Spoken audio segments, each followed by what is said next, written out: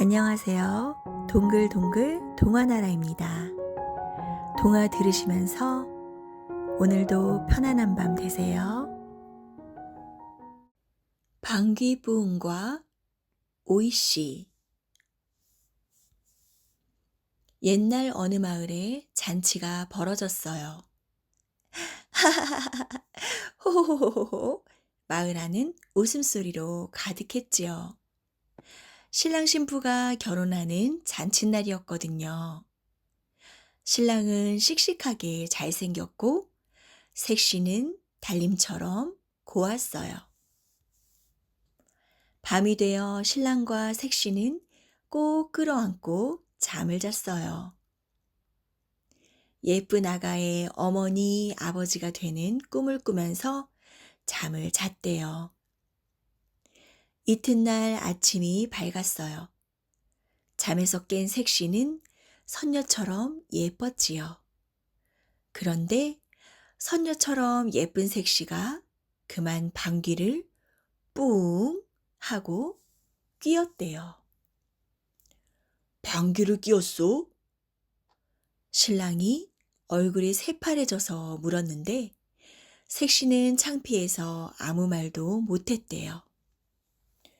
버릇없이 방귀를 뀌다니. 신랑이 버럭 화를 냈어요. 용서할 수 없소. 당장 나가시오. 방귀를 낀 죄로 색시는 그만 쫓겨났지 뭐예요. 색시는 울며 울며 쫓겨났어요. 어디 가서 사나? 무얼 먹고 사나? 색시는 혼자 외딴 마을로 가서 살았어요. 그런데 쫓겨난 색시의 배가 점점 불러오는 거예요. 그래요. 아기를 갖게 된 거죠. 여러 달이 지나 색시는 아기를 낳았어요.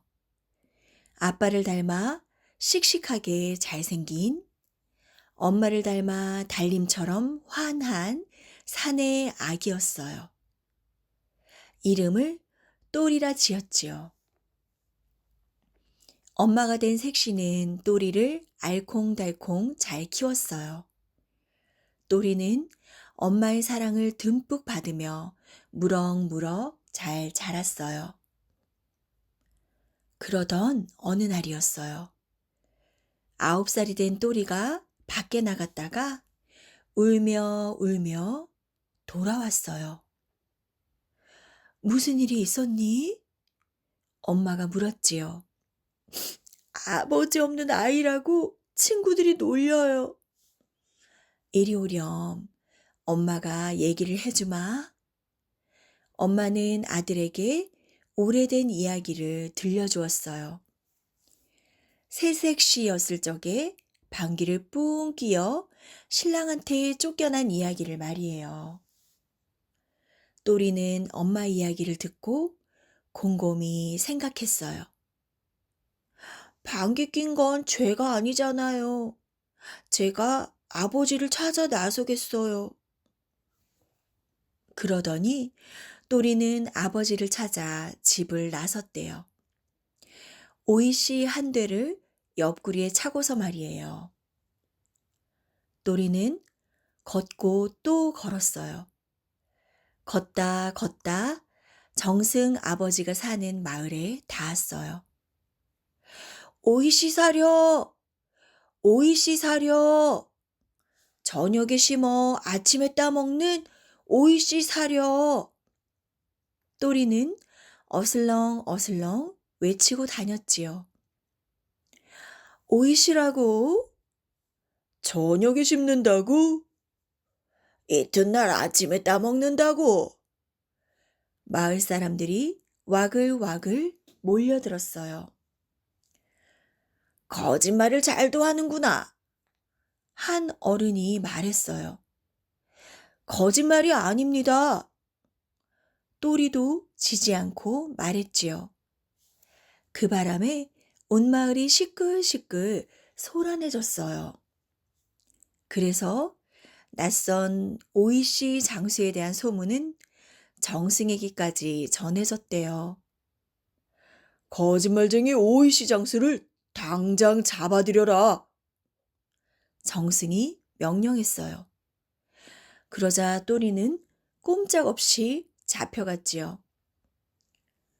저녁에 심어 아침에 따먹는 오이씨를 판다는 거짓말쟁이가 너냐? 정승이 물었지요. 그렇습니다.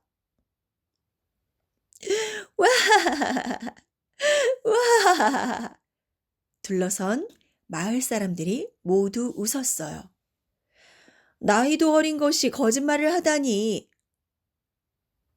사람들은 화가 났어요. 정승도 화가 머리끝까지 났지요. 이놈! 둘러선 마을 사람들은 웃음을 딱 그쳤어요. 거짓말이 아니옵니다. 거짓말이면 혼날 줄 알아라. 정승은 눈을 부릅떴어요. 둘러선 마을 사람들도 따라서 눈을 부릅떴지요. 그런데 한 가지 말씀드릴 게 있습니다. 뭐냐? 정승이 물었지요. 이제껏 방귀를 한 번도 뀌지 않은 사람이 이 오이씨를 심어야만 오이가 열립니다. 또리가 말했어요. 뭐? 세상에 방귀를 한 번도 뀌지 않은 사람이 어디 있단 말이냐? 정승이 호통을 쳤지요. 그러자 또리는 속으로 이때다 하면서 이렇게 말했대요. 그럼 어찌해서 아버님은 방귀 낀 죄를 씌워 어머니를 내쫓으셨습니까? 그 말에 정승은 깜짝 놀랐어요. 둘러선 마을 사람들도 놀랐지요. 정승은 그제야 자신의 잘못을 뉘우쳤대요. 슬기롭게 자랐구나, 내 아들아. 정승이 또리의 손을 꽉 잡았어요. 그 뒤 어떻게 됐냐고요? 또리는 정승 아버지와 어머니를 모시고 아주 오래오래 살았답니다. 행복하게 잘 살았대요. 통버선 신고 갓근 조이고. 옛날 어느 마을에 가난한 농사꾼이 살았어요. 이 농사꾼에게는 만복이라는 아들이 있었지요. 그런데 아버지는 부지런한데 이 아들은 소문난 게으름뱅이였어요. 어느 날 농사꾼은 늦잠을 자는 아들을 깨웠지요. 만보가 어서 일어나거라. 해가 벌써 머리 꼭대기까지 왔다. 오늘은 저 건너 배추밭을 가는 날이다. 어서 서둘러. 그런데 이 게으름뱅이 아들 녀석 좀 보세요. 글쎄 입을 오리처럼 쑥 내밀고는 툴툴거리는 거예요. 아버지, 저는 일하기 싫어요. 건너마을 금동이는 글만 읽던데 저는 땡볕에서 일만 하고. 저도 이제 글 공부나 할래요. 예끼 녀석아. 내 녀석이 공부는 무슨 공부. 괜한 핑계 대지 말고 어서 가자. 농사꾼은 아들의 귀를 잡아 끌었지요. 마치 팔려가는 송아지처럼 아버지한테 끌려나온 만복이는 밭두렁에 주저앉아 딴전만 피웠어요. 심심한데 호두기나 만들어 볼까? 만복이는 버들가지를 꺾어 호두기를 만들어서는 삘릴리 삘릴리 피리를 불기 시작했어요. 그뿐이 아니었어요. 헤헤, 저기 점내가 있네. 놀려줘야지.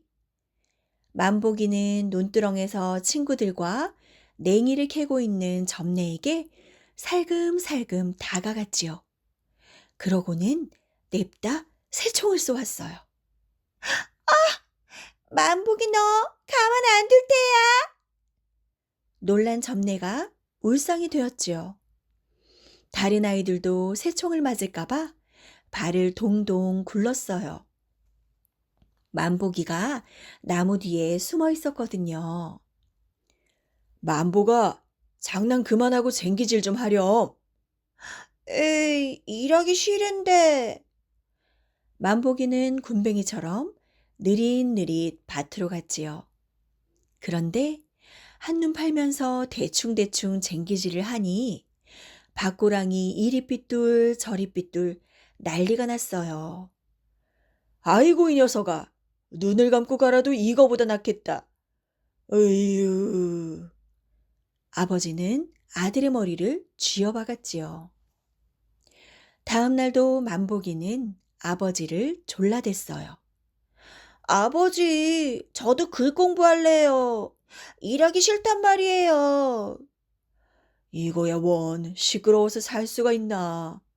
그렇게도 글 공부가 소원이냐? 좋다. 오늘부터 방에서 글을 읽어라. 하지만 옷차림을 단정히 하고 하루 종일 글만 읽어야지 딴 점 피우면 안 된다. 우와, 이 좋아라. 나도 금동이처럼 농사일을 안 해도 되다니. 만복이는 신이 나서 방바닥이 꺼지도록 팔짝팔짝 뛰었어요. 그리고 책상에 턱 앉아서 글 공부를 시작했지요. 물론 아버지가 일러준 대로 통버선을 신고 머리에는 갓을 썼어요. 그런 다음 목소리를 가다듬고 글을 읽었지요. 하늘천 따지. 그런데 처음에는 힘든 농사일 대신 글 공부만 하는 게 좋아서 신바람이 났는데 한참을 그러고 있으니 슬슬 몸이 근질거리는 거예요. 아이고 발이야. 아이고 머리야. 꼭 끼는 통버선 때문에 발은 욱신욱신 아팠고 갓 때문에 머리는 어질어질했어요. 꿇어앉은 다리도 점점 저려왔지요. 게다가 글을 읽는 게 너무 지겨워서 자꾸 하품만 나오지 뭐예요. 아이 참, 공부도 쉬운 일이 아닌걸. 그래도 떼약볕에서 일하는 것보다 100배 낫지. 만복이는 몸이 저리고 비틀려도 꾹 참고 글 공부를 했어요. 하지만 지겨워서 더 이상 견딜 수가 없었지요. 에고 하우 나 죽겠다. 만복이는 책상을 밀치고 다리를 쭉 뻗었어요. 울타리 너머로 친구들이 노는 게 보이니까 엉덩이가 들썩거려서 참기가 힘들었지요. 들에서 일을 하면 내 마음대로 걷고 뛰고 정말 신바람이 날 텐데 밭을 다 갈고 시원한 나무 그늘에서 낮잠이라도 한 잠 자면 얼마나 좋을까? 만복이는 생각할수록 아버지를 도와 농사 짓던 때가 더 즐거웠던 것 같았죠. 그때 동네 아주머니들이 새참을 이고 가는 모습이 보였어요. 그 집은 오늘 새참이 뭐유? 구수한 멸치 국물에 국수를 준비했지. 우리는 보리밥에 나물 넣고 참기름 듬뿍 쳤지. 만복이는 침을 꼴깍꼴깍 삼켰어요. 그래, 난 글 공부보다 농사 짓는 게 더 좋아. 만복이는 통버선이고 가시고 다 벗어던지고는 방문을 박차고 나왔어요. 아이고 시원하다. 아이고 좋아라. 만복이는 까불까불대며 들판으로 달려갔어요. 우와, 향긋하기도 해라. 코를 벌름벌름거리며 풀냄새, 흙냄새를 잔뜩 들이마셨다가 후 하고 내뱉었지요. 우와, 이제 살 것 같다. 아버지! 아버지!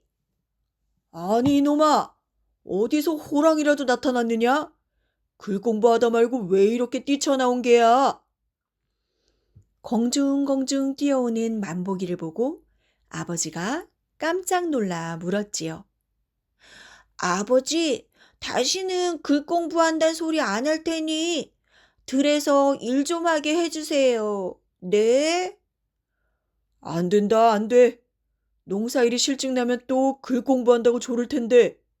아예 관두거라. 아버지는 고개를 절레절레 흔들었어요. 아버지, 다시는 게으름 피우지 않을게요. 정말 열심히 일할게요. 네?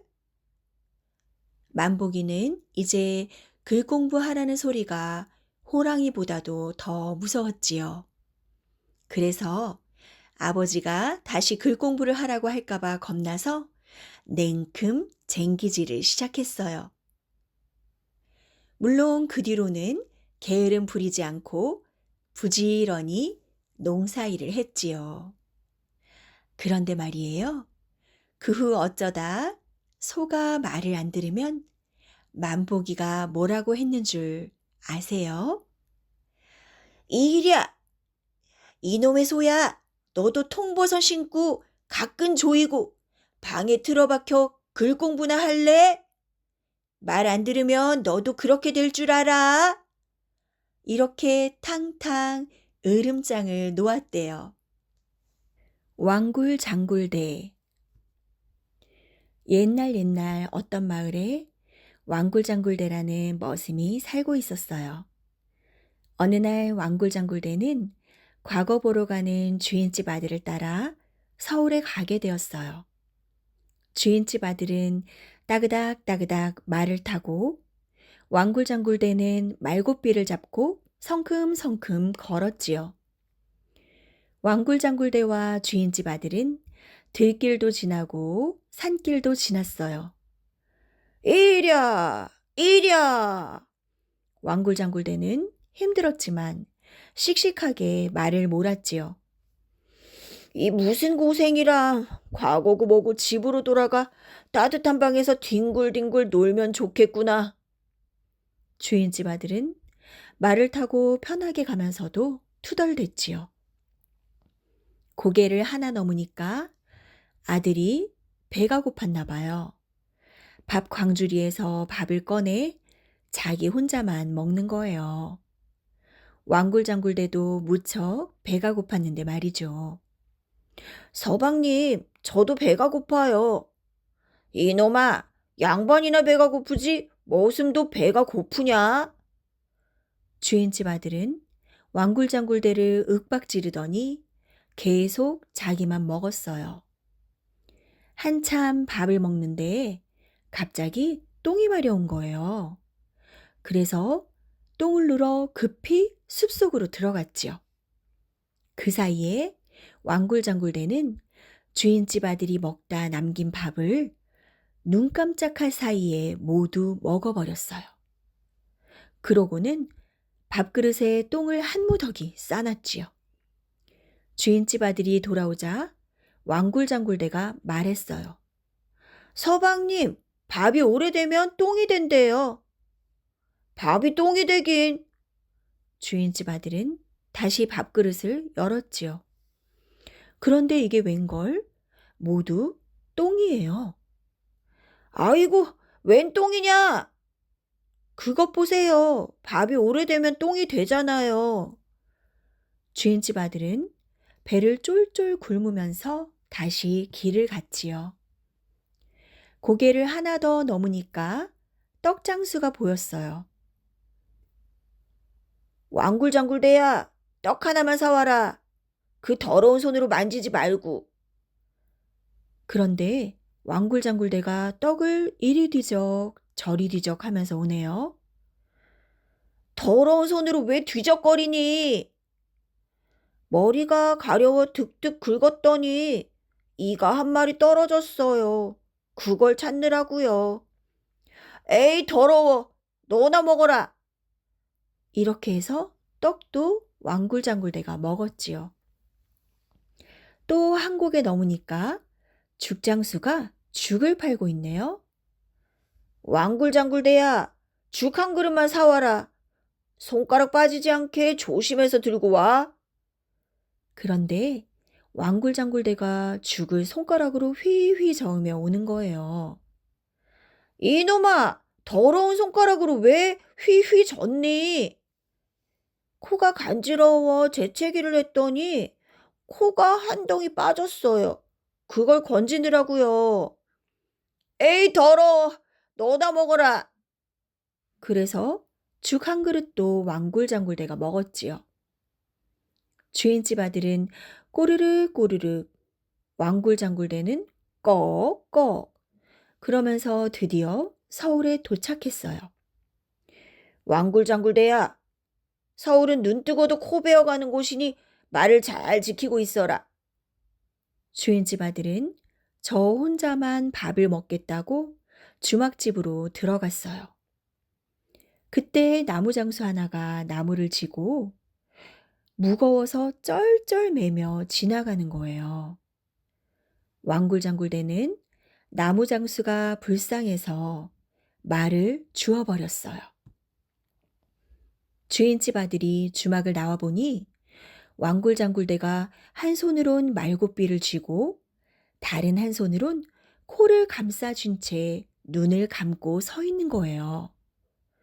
말은 어디 두고 너만 서 있니? 왕굴장굴대는 깜짝 놀란 채 하며 대답했어요. 말이 어디 갔지? 도련님이 서울은 눈 뜨고도 코를 베어간다기에 눈을 꼭 감고 코를 쥐고 있었는데. 왕굴장굴대 때문에 떡도 죽도 못 먹었지. 이제 말까지 잃어버렸지. 그러니 주인집 아들이 얼마나 화가 났겠어요. 그래서 주인집 아들은 왕굴장굴대 등에다 이렇게 써서 집으로 돌려보냈죠. 왕굴장굴대 때문에 먹을 것도 제대로 못 먹고 말도 잃어버렸으니 집에 돌아가는 대로 왕굴장굴대를 때려 죽여라. 왕굴장굴대는 집으로 돌아가는 길에 한 스님을 만났어요. 스님, 제 등에 뭐라고 적혀 있나요? 스님이 등에 씌어 있는 글을 읽어주는데 왕굴장굴대가 들으니 집으로 가면 곧 죽게 생겼거든요. 스님, 저 좀 살려주세요. 배가 고파 도련님 먹을 걸 제가 먹고 나무장수가 불쌍해서 주인집 말을 줬더니 그만 죽게 생겼어요. 그래도 그렇지 사람을 때려 죽이라고 하다니 참 고약한 주인이구나. 스님은 왕굴장굴대의 등에 적힌 글을 말끔히 지우고 다시 써주었지요. 왕굴장굴대는 집으로 돌아오자마자 주인에게 등에 적힌 글을 보여주었어요. 왕굴장굴대 덕분에 과거에 급제했으니 돌아가는 대로 기와집에서 잘 살게 해주세요. 왕굴장굴대의 등에는 이렇게 적혀 있었지요. 거참 이상하다. 주인은 갸웃갸웃하면서도 그대로 해주었어요. 그래서 왕굴장굴대는 기와집에서 잘 살게 되었지요. 뒤늦게 주인집 아들이 과거에서 떨어지고 돌아왔어요. 그런데 죽었어야 할 왕굴장굴대가 기와집에서 잘 살고 있는 거예요. 아들의 말을 들은 주인은 화가 나서 머슴들을 시켜 왕굴장굴대를 꽁꽁 묶었어요. 그러고는 망태에 넣어 강물에 던지게 했지요. 그런데 망태가 떨어지다 강가의 나무에 걸렸지 뭐예요. 그렇게 대롱대롱 한참을 매달려 있는데 말에 그릇을 가득 실은 그릇장수가 다리를 절며 지나가네요. 왕굴장굴대가 갑자기 큰 소리로 외쳤어요. 내 다리 펄쩍, 내 다리 펄쩍, 아하 좋구나, 내 다리가 다 나았네. 그릇장수는 궁금해서 위를 올려다 보았지요. 그게 무슨 소리요? 이렇게 망태 속에서 내 다리 펄쩍, 내 다리 펄쩍 하고 있으면 다리가 낫는다기에 그렇게 했더니 정말 멀쩡하게 나았지 뭐예요. 아이고, 그럼 나도 좀 해봅시다. 그릇장수는 왕굴장굴대를 꺼내주고 자기가 망태에 들어가 앉았어요. 그러고는 나무에 대롱대롱 매달려서 왕굴장굴대가 시키는 대로 했지요. 내 다리 펄쩍, 내 다리 펄쩍. 그 사이에 왕굴장굴대는 그릇을 가득 실은 말을 데리고 주인집으로 갔어요. 주인집 식구들은 모두 깜짝 놀랐지요. 아니, 어떻게 된 일인가? 주인님 덕에 구경 많이 했습니다. 강 속에 들어가 보니 좋은 물건이 많이 있더라고요. 그래서 이렇게 말에다 그릇까지 얻어가지고 돌아왔습니다. 욕심 많은 주인집 식구들은 귀가 솔깃해졌어요. 그래서 어찌하면 좋은 구경을 하고 그릇을 얻어올 수 있는지 물었지요. 그곳에 가려면 커다란 무쇠솥을 쓰고 가세요. 옳지. 그래야 둥둥 뜨지 않고 강 속으로 깊이 깊이 들어갈 수 있겠구나. 그리하여 주인이랑 마님이랑 아들은 모두 무쇠솥을 쓰고 줄레줄레 강으로 들여가 버렸대요. 왕굴장굴대는 그릇 장수를 망태에서 꺼내주고 그릇이랑 말도 돌려주고 먹을 것도 줘서 보냈지요. 그리고 기와집에서 아들 낳고 딸 낳고 오래오래 잘 살았답니다.